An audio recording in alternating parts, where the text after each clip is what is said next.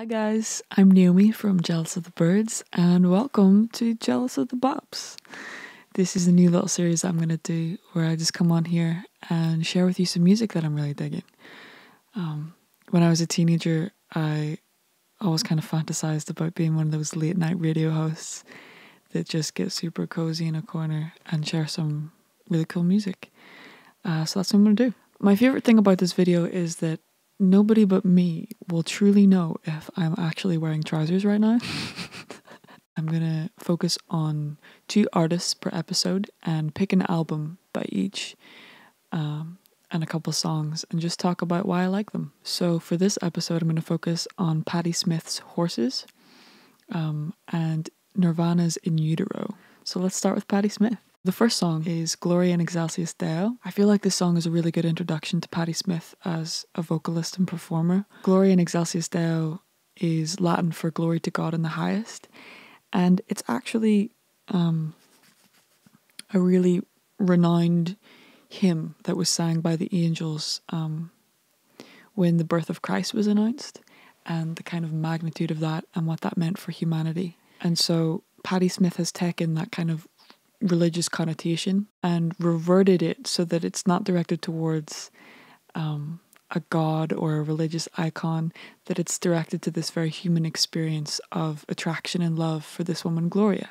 One of my favourite things about this song is the pacing of it and how Patti as a vocalist and her band kind of have this symbiotic relationship where it speeds up, it slows down. The music and her vocals are very much tuned to one another. I feel like with a lot of Patti Smith songs, you get the idea that they're not just working to a metronome, but everything has a kind of immediacy and rawness that's very human to me and very exciting as a music listener, that it's not this very stagnant, repetitive thing. It's like she's injecting emotion and passion and spontaneity into the music and delivery of this song.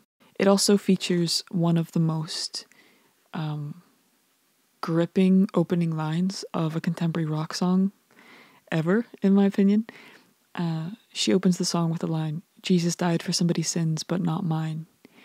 And I've watched and listened to different interviews where she talks about that line as referencing her acceptance of her own moral responsibility, so that she's not kind of deferring responsibility to some other religion or savior, that it's really down to her to kind of justify her moral decisions and the repercussions of those.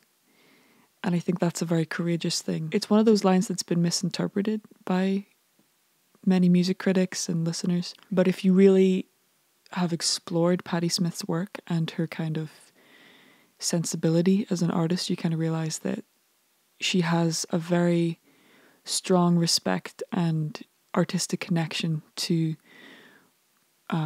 spirituality and symbols and the kind of iconography of those. So for her to make this line, it's very much not in a way that's intended to offend, but I feel like it's much more courageous. So let's listen to it. This is Gloria in Excelsis Deo by Patti Smith. Here she comes, walking down the street. Here she comes, coming through my door. Here she comes, crawling up my stair. Here she comes, waltzing through the hall in a pretty red dress. And oh, she looks so good. Oh, she looks so fine. And I got this crazy feeling, and I'm gonna make my mind. And I hear this knocking on my door. Hear this knocking on my door. And I look up at this big tower clock and say, oh my God, it's midnight. And my baby is walking through the door, laying on my couch. She whispers to me, and I take a big plunge. And oh, she was so good. Oh, she was so fine. And I'm gonna tell. So now we're going to focus on Nirvana's In Utero, and the first song from that I'm going to share with you guys is Scentless Apprentice. This album as a whole is probably, in my opinion, one of the most underrated Nirvana albums out there. Everybody always focuses on Nevermind and how incredible that was. A lot of people pass by on what In Utero has to offer.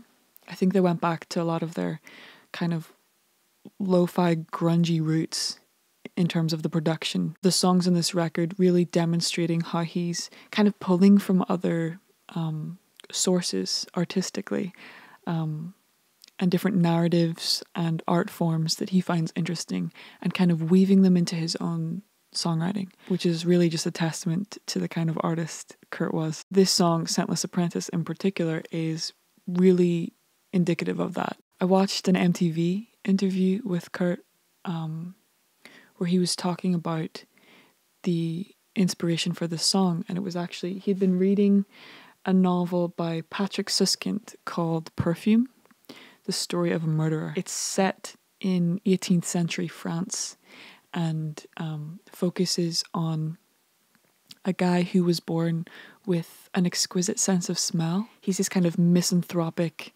guy who ends up becoming obsessed with the smell of this beautiful young virgin woman in his village. He is intent on murdering her so that he can claim and capture her scent and turn it into a perfume. It's interesting to me that Kurt would take something like that and kind of bring it into a song that he can reinterpret it for himself and figure out what that means to him. Musically, the song itself is immensely chaotic, and I feel like he's really captured the kind of neurosis of this character. So here it is, Scentless Apprentice by Nirvana.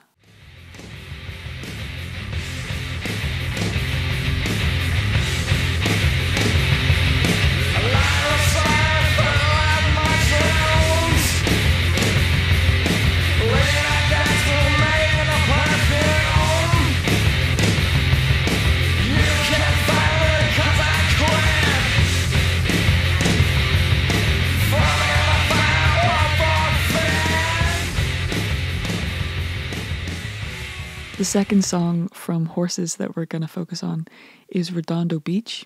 And Redondo Beach is actually one of 3 big beach cities in Los Angeles and California. And Patti Smith has frequently introduced this song live as Redondo Beach is a beach where women love women. And it's this kind of reggae rock song that's a real standout on the album. Musically, the chord progression and the whole vibe of the song is pretty like relaxed and upbeat in that way. It's so contrasted with the lyrical and intellectual weight of the song, because when you really listen to it, you realize that the song is about the suicide by drowning of a woman on Redondo Beach after having an argument with the speaker of the song. The lyrical content kind of brings a very melancholic, sinister edge to the song that really is completely at odds with the music of the song. That's one thing that I'm really drawn to in music, is that kind of antithesis in songs. I think it often kind of prompts you to return and really consider the meaning behind them and the weight behind them. So without further ado, here is Redondo Beach by Patti Smith. I was looking for you. Are you gone? Call you on the phone. Another dimension where you never returned. Oh, you know what I mean. I went looking for you. Are you gone? Down by the ocean, it was so dismal. Women all standing with shock on their faces. Sad description. So while we're on the subject of Patti Smith, I wanted to recommend to you a book of hers called M Train. It's actually a book of memoirs. I was recently on holiday in Paris and visited the infamous Shakespeare and Company, which is this bookstore that you should totally go to if you're ever in Paris.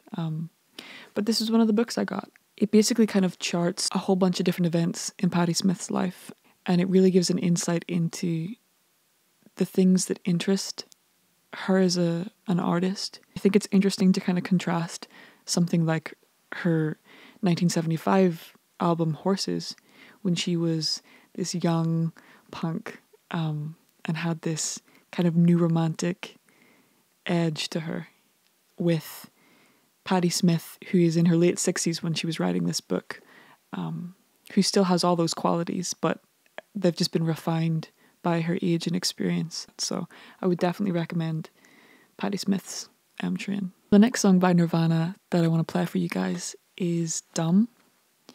And every time I think about the meaning behind this song, I'm always reminded of a quote by F. Scott Fitzgerald. One of his essays, The Crack Up, he writes, "The test of a first-rate intelligence is the ability to hold two opposed ideas in mind at the same time and still retain the ability to function." I think it kind of taps into this idea that Kurt explores in Dumb. How stupid do you have to be happy? Because some of the most intelligent people throughout human history have been clinically depressed. So one of the things I think he's really exploring is the degree to which you have to kind of suppress a lot of the harsh realities of life in order to maintain some sort of sense of happiness, contentment, and fulfillment. Dumb is really about how to get that balance, you know. Maybe even a sense of guilt, like so much is going on in the world and there are so many problems and so many strains and stresses, and for you to experience some amount of happiness, how much of that should be tainted with a guilt or a responsibility to increase other people's happiness. From interviews, I've also kind of gathered that this song in particular, in 1993, he was married, he had a kid, he felt, I think, much more stable than he had in the past and much more emotionally accepted than he might have previously in his earlier years. To have that emotional stability and positivity in his life, a sense of future, a sense of belonging, probably made him feel happier than he had in a long time. And I think Dumb is his reflection on that. I would also super recommend to you that you check out the MTV Unplugged version of this song, because it works so beautifully in that arrangement. Yeah, so here it is. Dumb by Nirvana. I'm not like them, back in town. The sun is gone, and I have a light. The day is done, and I'm having fun. I think I'm dumb, maybe just happy. Think I'm just happy. Think I'm just happy. Think I'm just happy. Yeah. Thanks so much for joining me. I've been Naomi from Jealous of the Birds. The links to the full versions of all these songs are in the description below for you to check out. I hope you enjoyed.